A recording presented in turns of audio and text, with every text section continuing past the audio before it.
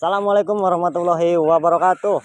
Hai teman-teman, berikut ini adalah salah satu praktek teknik terapi gestalt, yaitu permainan dialog yang menggunakan empathy chair atau kursi kosong.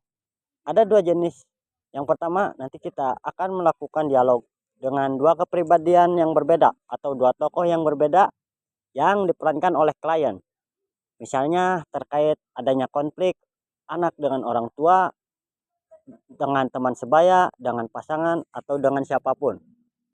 Nah, kemudian cara yang kedua adalah dengan melakukan imaginary dan membayangkan seolah-olah orang yang berkonflik dengan kita dan bermasalah dengan kita itu ada di hadapan kita. Diwakili dengan beberapa item dan beberapa benda atau beberapa hal yang memiliki kelekatan dan karakteristik erat dengan orang yang berkonflik dan bermasalah dengan kita.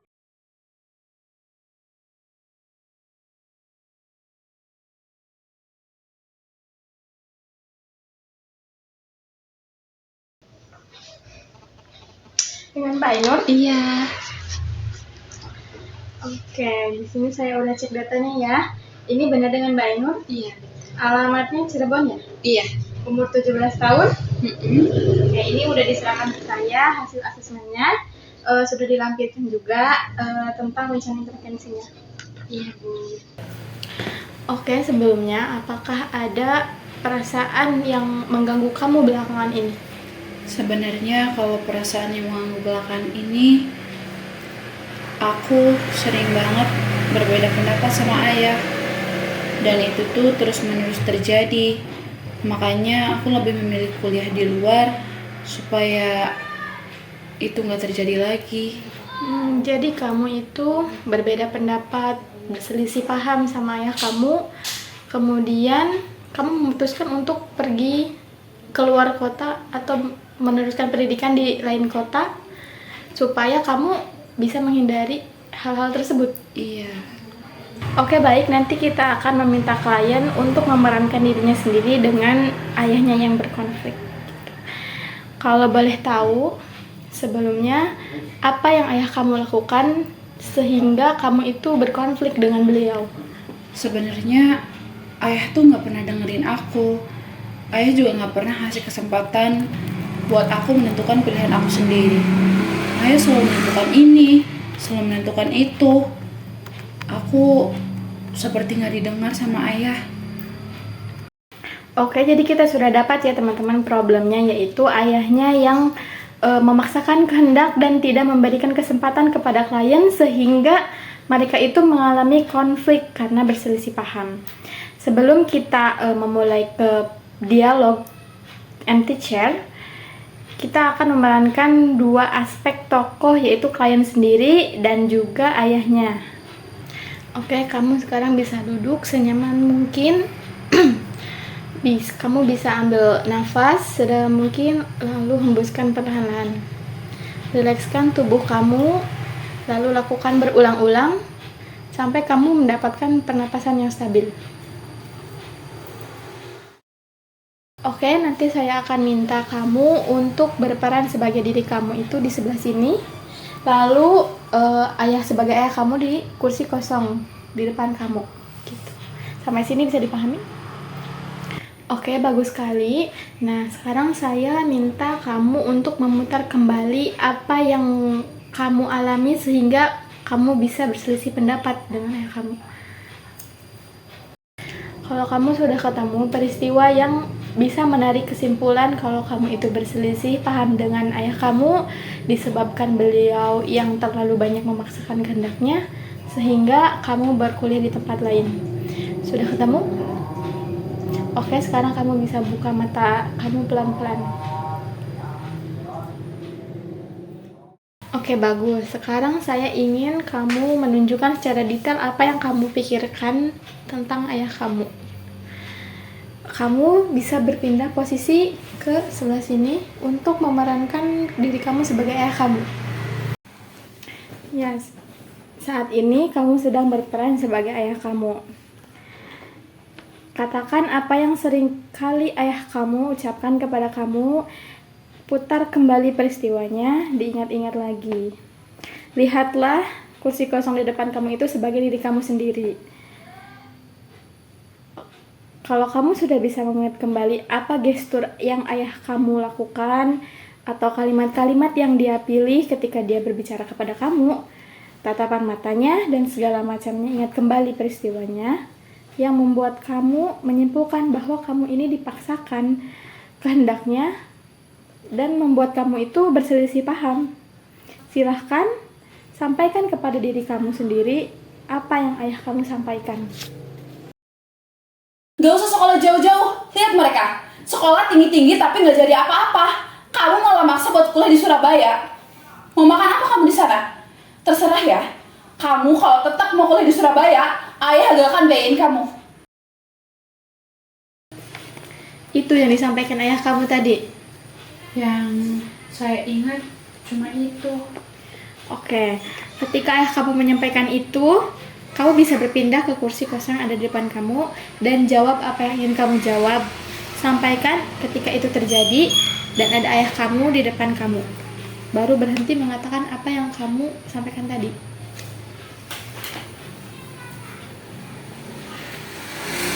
Ya udah, ketika emang ayah nggak mau biayain aku, nggak apa-apa. Yang penting tetap izin aku buat kuliah. Saya cuma jawab itu. Ada lagi yang ingin kamu sampaikan? Nggak ada. Aku tahu betul gimana sikap ayah. Dia begitu keras. Oke, ketika kamu menyampaikan itu kepada ayah kamu, kira-kira apa jawabannya?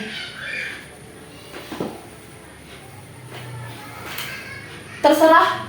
Pokoknya terserah gimana maumu. Mulai detik ini, ayah nggak mau ngurusin kamu lagi. Oke. Itu yang paling saya ingat. Walaupun masih banyak hal. Oke, sekarang kamu bisa berpindah lagi dan sampaikan ketika ayah kamu mengatakan demikian. Aku nggak mau apa-apa lagi. Gestur yang kamu lakukan saat itu. Ingat-ingat lagi coba. Bawa ke sekarang karena prinsipnya itu adalah here and now.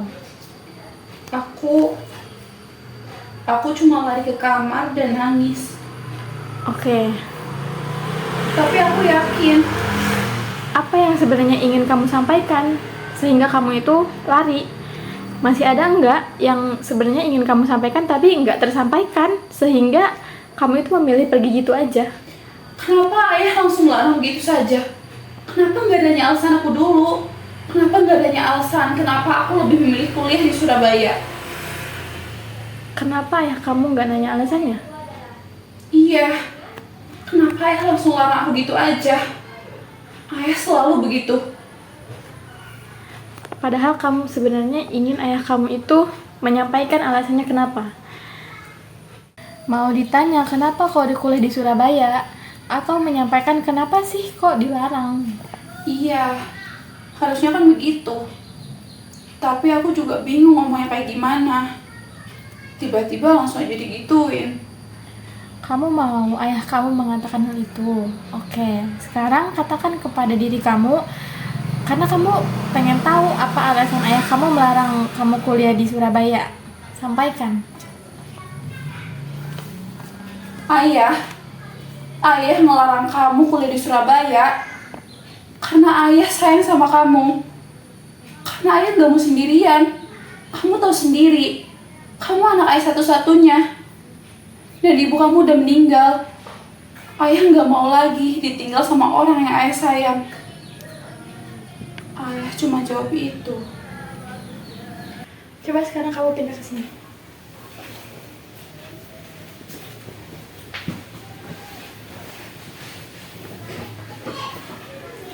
Tadi kamu udah dengar kan alasan kenapa ayah kamu melarang segitu kerasnya? Karena ayah kesepian. Oke, ayah kamu gak mau kehilangan. Ayah kamu udah kehilangan ibu kamu.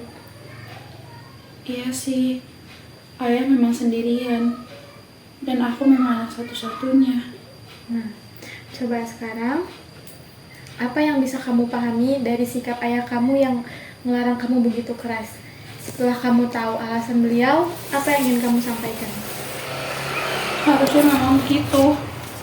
Tapi ketika ayah menyampaikan itu, Ayah nggak kelihatan seperti ayah yang sayang sama aku. Ayah juga nggak kelihatan seperti ayah yang takut kehilangan lagi. Jadi kamu cuma ingin ayah kamu menyampaikan itu? Iya, Coba sampaikan. ayah.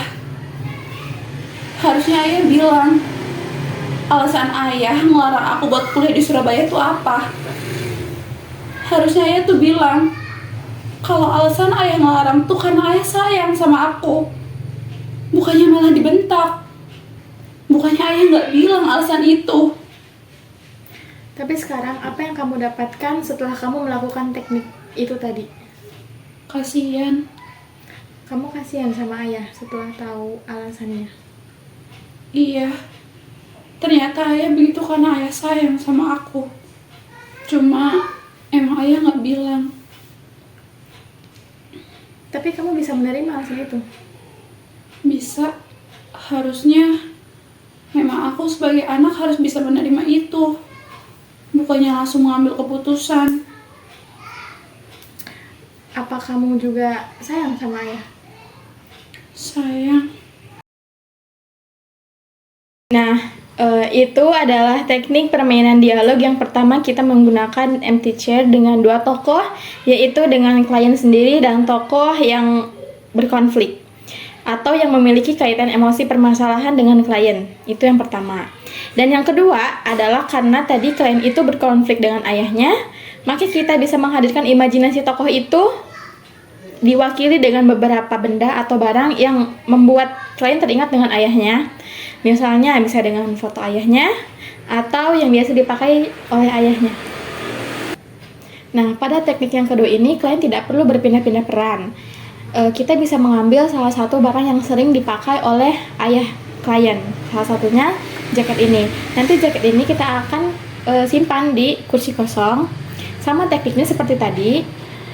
Kita tinggal meminta klien itu seolah-olah berdialog dengan ayahnya dan meminta klien untuk menyampaikan apa yang sebenarnya ingin klien sampaikan kepada ayahnya ataupun kepada orang lain yang berkonflik dengan dia, seperti sebuah ungkapan perasaan atau kata-kata yang terpendam yang selama ini tidak bisa, tidak sempat, tidak berani disampaikan karena satu dan lain hal.